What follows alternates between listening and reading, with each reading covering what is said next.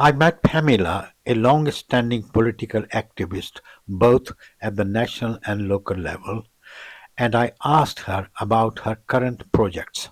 I have been very busy over the past year, not just with the general election, but for the past year I've been involved in an initiative called The Collective, and The Collective was set up by a small group of people initially, but with the view of bringing together groups from the left with the intention of forming a new political party.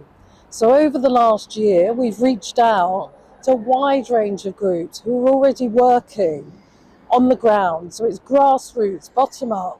And these range from independent groups, in different parts of the country, both London and in the northeast, northwest and Scotland, informal groups, but also established smaller left parties as well.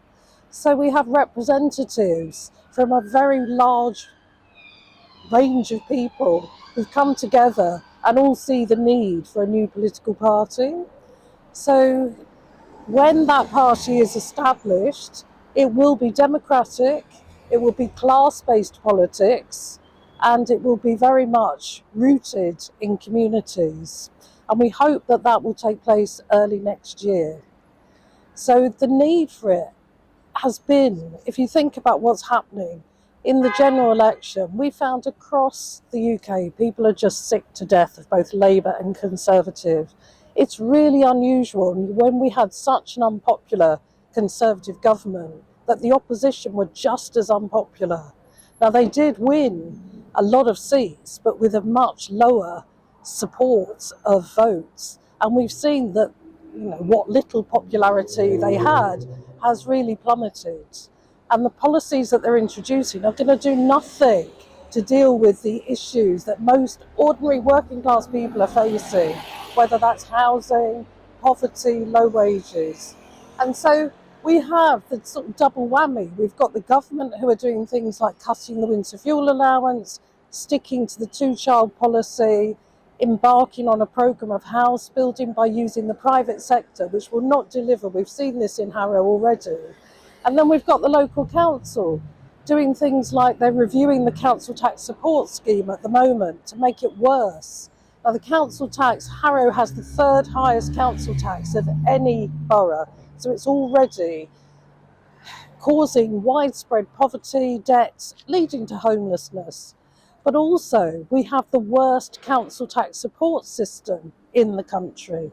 And so people are going to be left with very little money at a time when they're really struggling and the council ought to be doing more. So there's no light at the end of the tunnel for anybody. And that's why we definitely need a new party that is going to focus on the needs of the community and not the greed of a few. And what we've seen with Labour politicians, all these freebies at a time, they just don't get it, that people are so angry when they're so impoverished that they are taking freebies without a care in the world and not understanding the impact it has on people. And you also have Harrow-based political initiatives. We have, during the general election, we stood, myself as a candidate, as an independent candidate, and we had a huge amount of support, large numbers of people coming out canvassing, and they have been active ever since, whether it's opposing the tower blocks that are coming into force everywhere in Harrow, or the council tax support scheme, opposing that, but also the wider issues like Palestine, Lebanon that are impacting on people. So what has happened is local people have agreed that they do want to have a new independent party. And whether that is part of the collective when that becomes a party, or whether it is Harrow Independent Party, we'll have to wait and see. But we are active, there's no formal structures yet, but Harrow Independents will be standing candidates in the next local election and any by-elections and obviously the next general election. And we will have good quality candidates who will be responsive and actually do things, do the job that councillors are supposed to. I can't tell you how often I still get people contacting me saying they have contacted their councillor and get no response. I've had so many people say that they've written to Gareth Thomas repeatedly about Gaza and about Lebanon, also concerns about Iran and what's happening, and they have had no response.